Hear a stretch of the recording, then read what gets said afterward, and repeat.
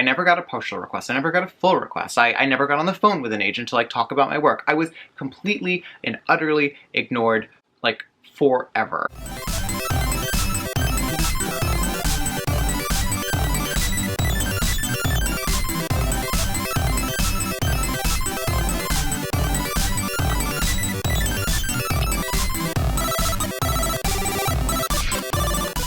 Hello, welcome back to my YouTube channel. Today we're going to be talking about how I got my book deal. Phone's on silent, please, thank you. Now, for anyone who doesn't know who I am, and why would you, I'm sort of very new to making videos as an author. My name is Ryan Sala. I am a, I'm used to saying fantasy author, but my next book is not fantasy at all, so... Okay, we're gonna try that again.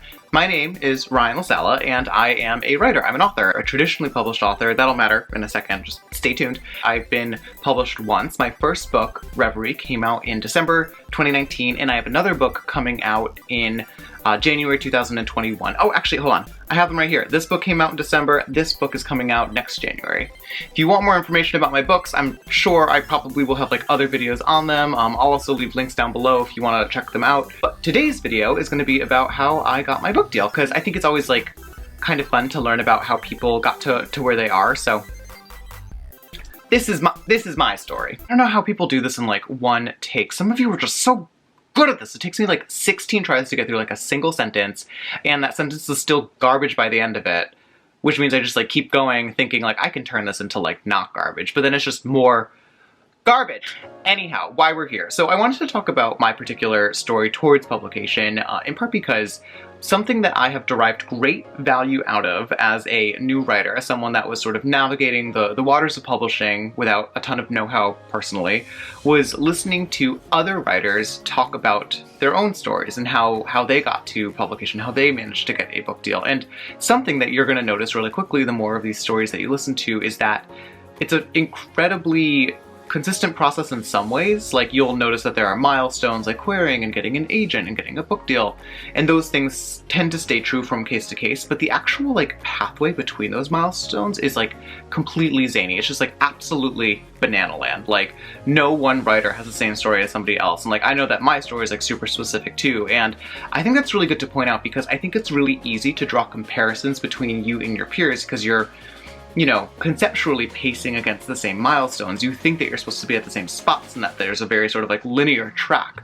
And if you see someone ahead of you, it's easy to sort of, you know, look at that like elapsed distance and out of it calculate like your own failure. But that, truth be told, like that's absolutely not what that distance is. It's a total illusion. Like the actual distances between these milestones, it varies per person, and ultimately I think the more stories that you listen to and the more you sort of focus on yourself, the better off you are just like mentally absorbing other people's success. So this also comes out of a place where like right now on Twitter there's like some discourse about like celebration and talking about like partial requests and full requests and how that can be like really discouraging to some people. And jealousy is, I think, a very natural part of being in the publishing world, and especially in a world where we're so connected and people are so sort of public around their successes that like you're gonna deal with jealousy at some point. So I don't want anyone watching this thinking like, oh no, like this is not how it happened for me.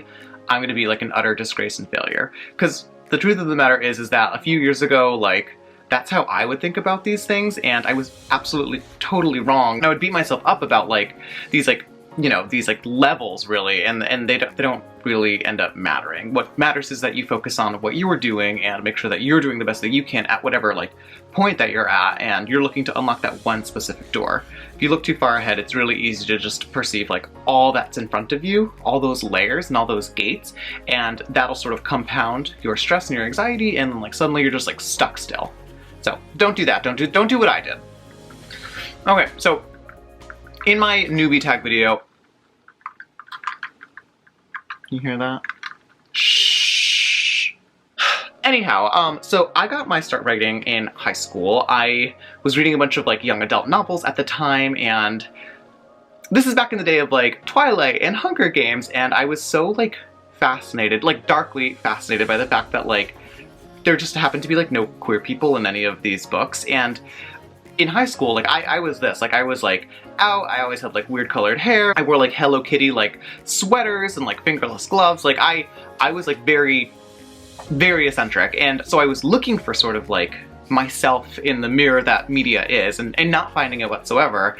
And I remember one of my English teachers, Miss Carol Blavis, thank you, introduced me to some essays by Toni Morrison, and I think I did a project on her, and I found a quote of hers that goes, oh, I should look this up. If there's a book that you want to read, but it hasn't been written yet, then you must write it. That's actually how Reverie started. Reverie started as like this project that I started completely out of spite because I wanted to just write like all of the queerness I could into a story, and I didn't think to myself like, oh, this book is going to be like the most queer thing in the world. It was just the things that I was interested in at the time, but it turned out to be the like queerest thing in the world. And for a long time, like, I thought it was like prohibitively queer, so like you can imagine my surprise when it became like the book that I would eventually publish. But the truth is there's actually like a huge amount of time between like when I first started with that and when it eventually turned into something that got published. So I'll try to like break that down.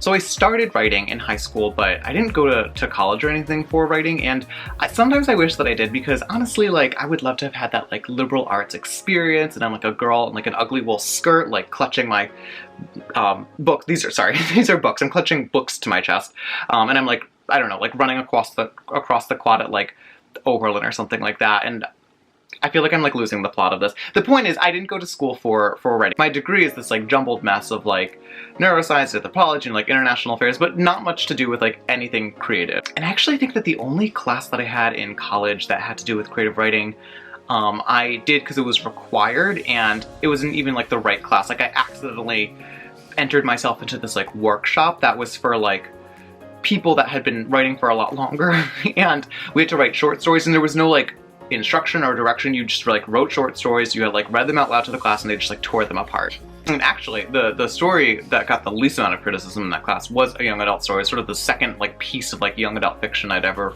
really written, but got such a positive response from people that it was also sort of this like turning point where I was like, oh, like maybe I could take this like huge behemoth of a project, Reverie, or what would become Reverie, and like maybe I could turn that into like a book. Maybe it's been a book all along. Which is funny because I know a lot of other people that like, they're sort of like the last to know that they were writing a book. Like, they just thought they were like writing a journal, or just, I don't even know, like writing like fan fiction, but like suddenly they're at like the end of a book. So I got real serious, and I started to, like, between, like, classes and rehearsal and, like, writing papers and all of that fun stuff, like, I would sneak away from my apartment, because we didn't have any air conditioning, and I would sneak to the Starbucks in the south end of Boston, and that's where I would, like, tip-tap and, like, try to figure out, like, basically how to write a book. And actually, Kane Montgomery, who's the main character in Reverie, remember Reverie, my book Reverie that I wrote? It's a book called Reverie. Kane's last name, Montgomery, is actually, it's from a street that's near that Starbucks, because I needed a last name for this character, and that's what I was looking at the time. So I get to the end of college, and I, like, still sort of had this, like, really, like, mushy manuscript that I was working on, and I remember two things. I remember being, like, really frustrated because I thought for whatever reason, like, I should have finished this book in college. And I also remember being, like, very frustrated with myself because in college I spent a lot of time doing, like, shows and like dancing and stuff like that, and it was fun. It's what my friends were doing, and I used to beat myself up about it because I thought that if I hadn't spent so much time doing like musical theater, this like useless thing, like maybe I would have spent more time doing this like amazing thing, this like dignified task of like writing fantasy novels. But I had it completely wrong, because ultimately my training in like musical theater and being comfortable on stage has, don't you notice how people always do this when they're talking about theater? Like, oh, the theater. Anyways, my like comfort level of being on stage has actually served me very well when it comes to presenting on panels and like standing up and speaking at like events and dinners and stuff like that too. So ultimately I actually would not have given that up. But at the time I remember feeling like this like abject failure because I hadn't like, you know, finished a incredible bestseller by like, I don't know, like I was probably like 21 at the time.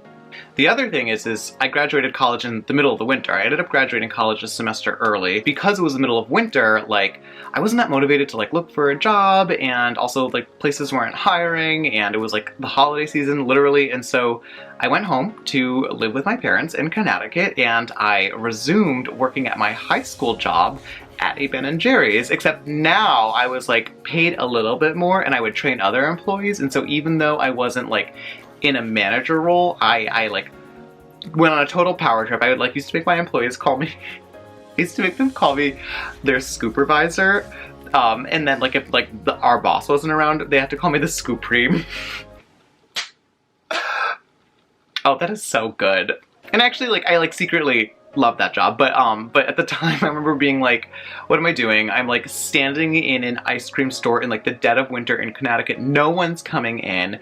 But it ultimately provided like really a lot of time to like sit back and daydream and sort of think about like the story that I wanted to write and like what I had written. And so I used to like bring in pages and like sort of while the shop was really slow, I would clean stuff, but then I would also like go over lines in my head and like say them out loud to like literally an empty Ben & Jerry's. And it was like through this like combination of just having like time and space and boredom that like I actually eventually did finish Reverie. It wasn't called that at the time, but it was sort of my first book, and I remember sitting back and I was like in like my childhood bedroom being like, wow, like full circle. Like I started this here, like I've ended this here, and I can't believe I wrote a book. And actually I remember that my parents offered to read it, and I like gave them like a bunch of paper to read, and I had the distinct pleasure of like watching them like try to like struggle through this like very first manuscript. They had no idea what was going on in that book, and honestly, neither did I reading it now, but that also didn't stop me from like looking up like what do you do when you've written a book? And the next step for anyone following along is querying. You write a book and then you have to query it in order to get an agent to pay attention to you and hopefully offer representation. I think other people do a better job sort of talking about what queries are, how to write a really good query, but the gist of it is that it's a pitch. It seeks to take your entire book and break it down into like this like tiny like 250 word to like 400 word like, you know, really enticing, captivating description, and hopefully an agent reads that and then they want to read the actual like pages of your book, and hopefully they fall in love and like either give you feedback or want to get on the phone with you. And like if an agent wants to get on the phone with you, like usually it's like good news. They don't necessarily want to spend their time getting on the phone with you. They'd be like, you know what, 5 out of 10. Not really what they do.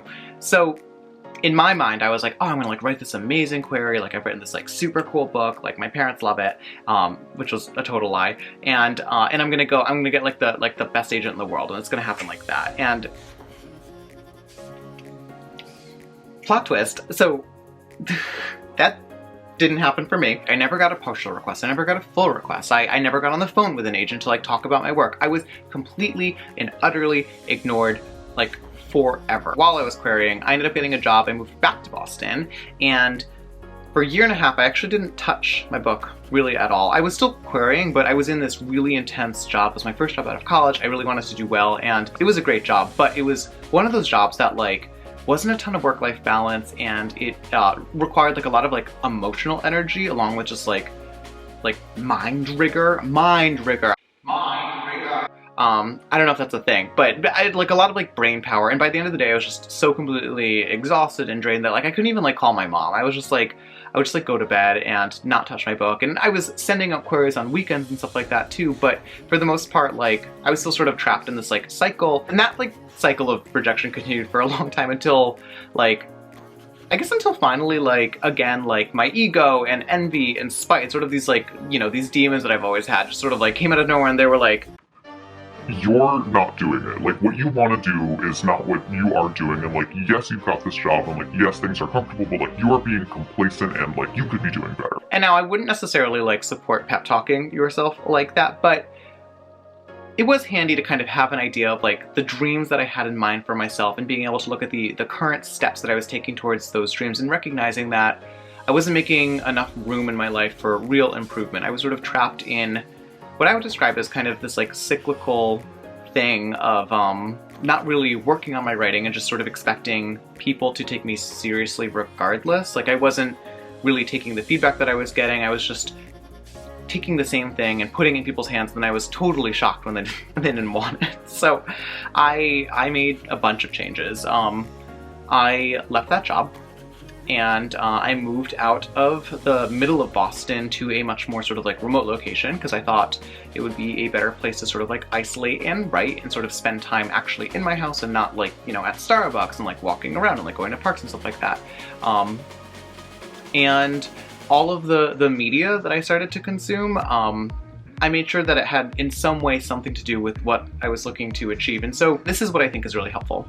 I started to listen to this podcast called First Draft by Sarah Enni. And that podcast, it's an interview series in which Sarah sits down and she talks with writers, for the most part YA, but now she's expanded the series to a bunch of other different types of creators. And she starts at the very beginning of like, where were you born and raised, and has them talk through their path, sort of like I'm doing now. And she asks these like incredible questions and they're super insightful, but it helped give like a lot more texture to this like very like nebulous idea of publishing that I was carrying around in my head. Like I was just sort of like haunted by this like weird dream of publishing, but I ultimately found out I didn't know a ton about it. Like I didn't really know the terms or like the, you know, the way things worked. And so listening to other writers sort of like unpack like the things that they did and the moves that they made and like the adjustments that they made to their books ended up being very helpful, because it both grounded me, but it also gave me this like very elevated and like aspirational idea of like what I wanted and like what I needed to do. And the other thing that this helped me do is that, because I'm like bananas, as I was like, and actually, you know what? No, I'm not bananas. I think anyone would do this. As I was listening to people get interviewed, I used to sit and I would sometimes pause the podcast and think like, how would I answer that myself? And so not even like the autobiographical questions, it was more like, you know, if Sarah asked someone like, what were the major themes that like changed throughout this book? Or like, you know, how did this life event sort of impact your creative process? Or why this particular symbol? Or like, why did this character do X, Y, and Z? I would listen to these questions and I would ask myself these same questions, you know, in relation to like the book that I was working on. And it made me realize that like, oh, a lot of the reason why I can't really describe this book in a concise way is because I'm having a hard time like answering these questions in a concise manner. Like if I like sat with you for a long time and if you let me go on and on, I'm sure I could eventually make a point, but I was not able to sort of sit and articulate and give like a quick answer as to like what my intention was for XYZ creative choice. And that was like a total revelation to me, and it totally remastered like my own idea of the book that I had written, and it introduced me to the book that I meant to write. And so then I had the great task of sort of marrying those two things together, and I rewrote the book from start to finish, and that's actually the version of the book that would eventually get me an agent and get me a book deal. Oh, and quickly before I move on from sort of like this phase, another podcast that does this really well, that's newer, and that I would highly recommend is Write or Die by Claribel Ortega and Kat Cho. I would eventually discover this like much later in my particular writing journey. It's an incredible resource, and you have it available to you right now, and there are actually like 2 episodes that I'm in, so go listen to that. Whew, okay, anyhow, so now to the actual part where I get an agent. So the way I got an agent is because as I was listening to all of these interviews with writers, I went ahead and started following a lot of them on Twitter, which is for whatever reason like a place where a lot of writers hang out, like God knows why. I mean, masochism is probably why, but there's tons of writers on Twitter, and so I started following along, and I like hadn't used my Twitter in forever, which is very funny now because I'm on Twitter all the time, and that's actually been the thing that's made, I think, the biggest difference in like my marketing and I guess like my career, my like aura. But I started following along with a bunch of writers, and I started to follow a bunch of agents, and that's how I found the world of Twitter pitch contests, and specifically hashtag DVPit. So hashtag DVPit is, and you should again like check this out because I actually think that there's some really good videos on like Twitter pitch contests and like specifically this world, and there's actually an amazing amount of resources for specifically this event. But what this is that it's a Twitter contest started by Beth Phelan, who's an agent, and it seeks to spotlight diverse voices in fiction, in young adult, in middle grade, in picture books, all sorts. And how it works is on a specific day, on like the day that the event is scheduled, writers will tweet about their books. They'll tweet sort of a very like minified version of like that query, that pitch, with a certain hashtag, and agents and editors who are perusing those hashtags they'll like give a little heart to the pitches that they like. And what that means is they would then like you to like send them your materials, whether that be like a query or your whole book or, you know, what have you. It sort of depends on the person, but it's like a great way to get exposure. And the other benefit of it, this actually probably made a much bigger difference for me, is that like you just meet other people that are trying to do the same thing you are and that are at the same point you are, and it's like a great resource for community as well. But the goal of it, and I think like the ultimate goal of the people participating in it, is writers and editors are looking to kind of meet one another and work together. And I know you're probably thinking like, oh, Ryan participated in like a Twitter pitch event, and like that's how he got his agent. But like that's actually wrong.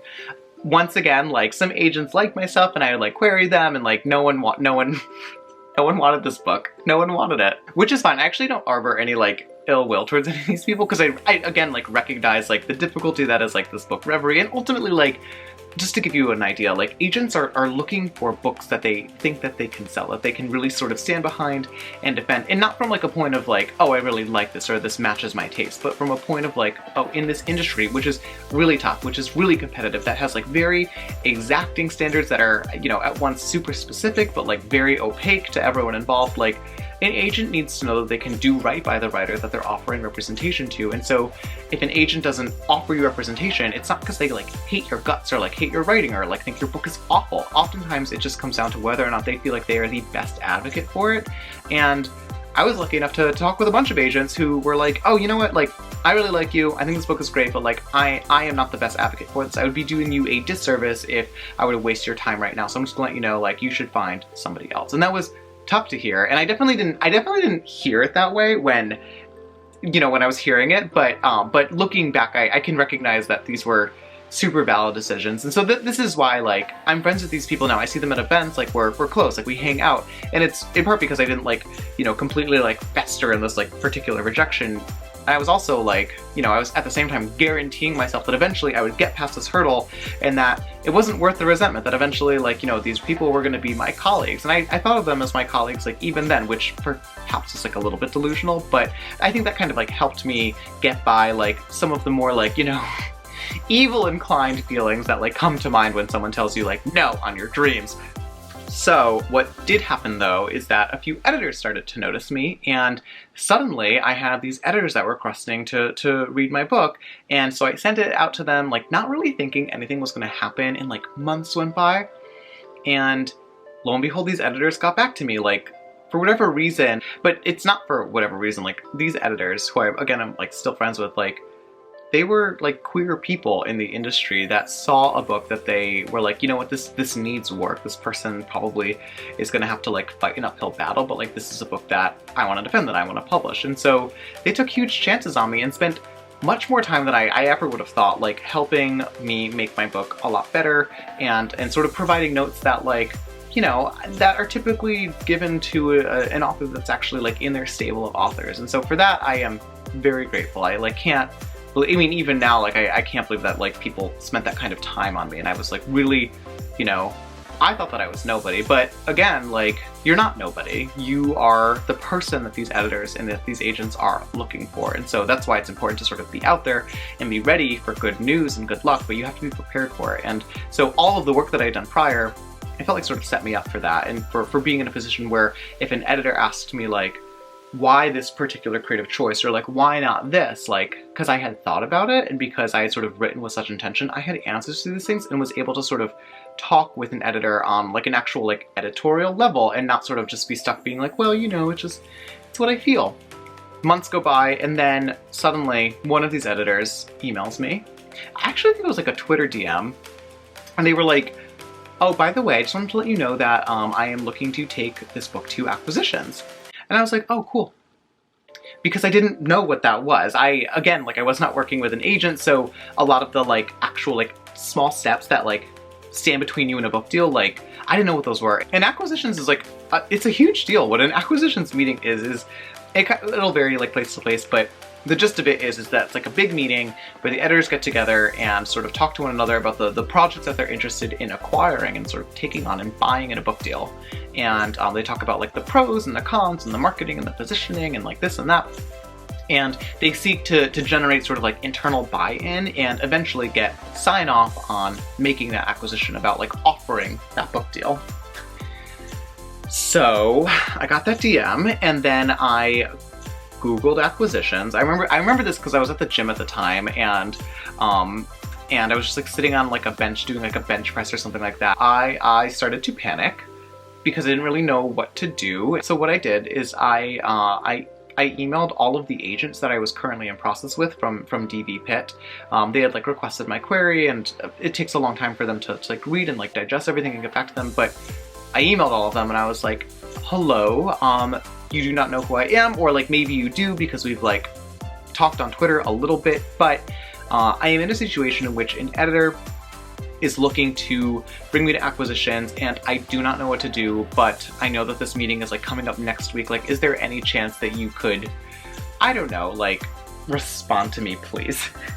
And so this is actually the turning point. It was at like this time, for the first time, that I was getting responses from agents that weren't just like form rejects or nothing. And this is not to knock agents. They're super busy people and they get a ton of stuff that they have to like go through, and a lot of them like don't even have the time built into their workday to do so. They just like do it on their like free time, which is messed up, but it's another conversation that agents aren't really afforded, like a human schedule. But anyhow, like, I have to give these people credit, because even though like many of them knew that like, oh, you know, I can't read this book in like a week's time and like make a decision, because it was also a very long book, many of them got back to me and just like said like really nice or encouraging things, or they were like, hey, like if you need someone to like talk to, or if you have like specific terms, like let me know and we can go over them. Like, I won't have time to read your book, but like you sound unwell, so why don't we like get you a little bit more well and sort of like get you back on. and they didn't have to do that. And so I have like a place in my heart for like the people that helped me out at this time. And but it was during this like flurry of activity that I met Veronica Park, who is my agent. Veronica, or V as I call her, is like very quick and she's very precise, and she is just like this like mega mind when it comes to strategy and things like that. And so when I emailed her, she was already looking at Reverie, and she got back to me like super quick and read the book super quick in I think like a weekend, and we were on the phone like the next week talking about like what to do about this like acquisition situation. And because I'm like a mastermind, the mind of a master, at the very start of like this whole acquisition situation, I thought to myself like, oh, you know what, like an acquisition would be cool, but it's super unlikely. It's super unlikely, especially like your first try. And so wouldn't it be cool if I could sort of prove to agents that like editors like what I'm doing and like see value in this, and even if this acquisition doesn't go through, like wouldn't it be cool if I could take this energy and this interest in my book and turn it into getting an agent who will, you know, work with me after this eventually falls through. And that's exactly what happened. That's what happened. This acquisition board thing did not work out for me. And it was like heartbreaking. And of course I was, you know, I don't know, like I like went to my balcony and like, I don't know, put on like a silk robe and cried at the moon like one does. But because I like am a mastermind, I left the situation, you know, I like walked out of the ruins of the situation like with a business partner, with an agent. And so I don't know, maybe I sound like this like conniving like little like evil witch lady, but like, you know, the goal was set before me, and I realistically looked at like the chances of like getting a book deal on my very first try, and like that rarely happens, and it didn't happen for me. So it was important for me to focus on like what I could control, and that was finding the best person to sort of represent me, and that's what happened. So I think all in all, we were on submission for about 6 months, and then Sourcebooks came into the picture. And Sourcebooks I love Sourcebooks. They're fantastic. And specifically Annie Berger, who is my editor, she's senior editor at Sourcebooks, specifically focuses on YA. She shows up. And it was interesting because in many ways, meeting Annie sort of felt like meeting Veronica, because I'll put it this way, in publishing, everything's very slow until suddenly it isn't. And one thing that has always served me well is thinking ahead and sort of like daydreaming myself into the future, so that when something good happens, or when I see something that I want, like I recognize it and I'm not sort of overwhelmed by confusion, and I'm able to sort of pick out the points of light and like the maelstrom that like these situations can become and focus on that. And so that's what happened with Veronica, and that's ultimately what happened with Annie too, where I recognized that the things that these people had in common was a very specific type of respect for my story. And it wasn't just like, oh, like, bravo, you've done something interesting. It was like, oh, you know, this could be really great. Like, why don't we dig into the material here? Like, talk to me about what, like, you want to do. Like, let's talk about it. And there was no shyness when it came to, like, any of the queer content. In fact, there was, like, a really sort of, like, bold embrace of all of the queer things that I had put into the story, and that I had been maybe a little bit subtle with, because I thought that would, you know, give me the best chance of, like, getting a book deal. But both Veronica and Annie were, like, two people that kind of walked in and they're like, all right, like, you know, let's not pull any punches. Like, let's really do this if we're gonna do it. And that, to me, as, like, a brand new writer that was really looking for, like, a thumbs up to kind of just unleash and really, you know, and really, like, take like the bumpers off of like the book that I was trying to write. Like that was absolutely awesome to hear. And so ultimately that gave me a ton of comfort in working with Sourcebooks and working with Annie. Ultimately, when Sourcebooks offered, it was like a very simple decision on my end, because it was so much more than just like, oh, we like your book and we want to buy it. Like, first of all, they wanted to buy 2 books. They wanted to buy Reverie and a second book, and they were willing to sort of let me go in a new direction with my second book, and that's the book that would eventually become Bedazzled. But also, Annie was really open to listening to like the ideas that I had for Reverie that I guess thought were a little bit too out there, or a little bit like too pushy in terms of like what I was trying to get to, and she really encouraged me to not go like the subtle route, to really focus on like writing the book, the best book that I could. And even though they were buying the book, she allowed me to like, again, like sit back and revise it before she even started her own revisions. And so that's what happened. I like ended up rewriting the book.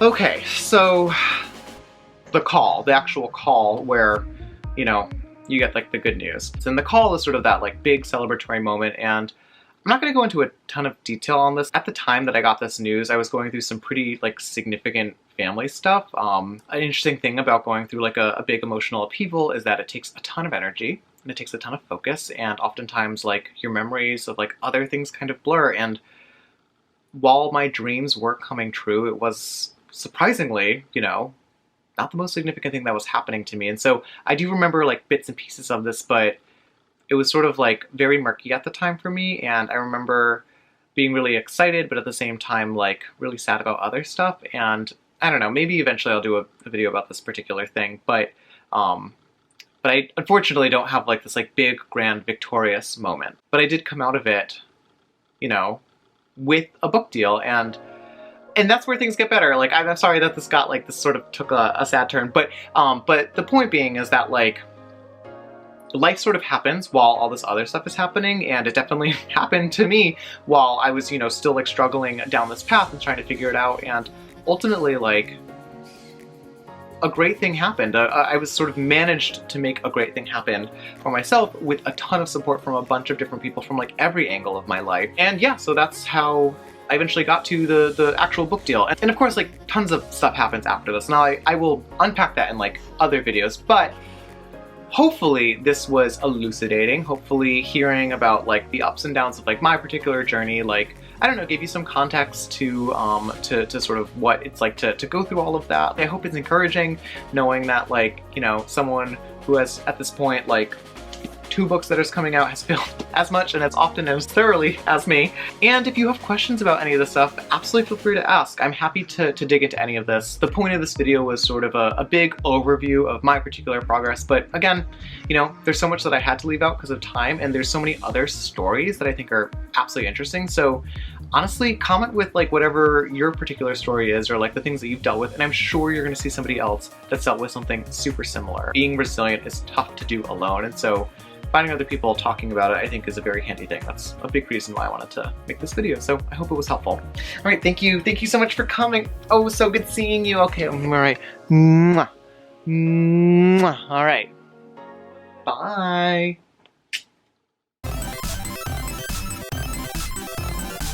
I feel like I look like a little like circus man, like a little circus acrobat. Like, I was hanging out with Victoria Lee the other day, and Victoria Lee told me that I looked like a Polish gangster. So that felt good. Actually, that's kind of what I'm going for. I don't know if anyone else is getting this from this look, but I was sort of thinking of like Bruce Willis in The Fifth Element. Like, I feel like he doesn't particularly wear something like this, but between like the like weird, like washed out, like orangey pink hair, Leeloo Dallas multipass, and I feel like he does sort of wear like a top like this at some point, and I do think it's a crop top. I don't know. If you know what I'm talking about, let me know. Like, drop a comment or something like that. I'm definitely gonna Google that as soon as I stop doing this video, though.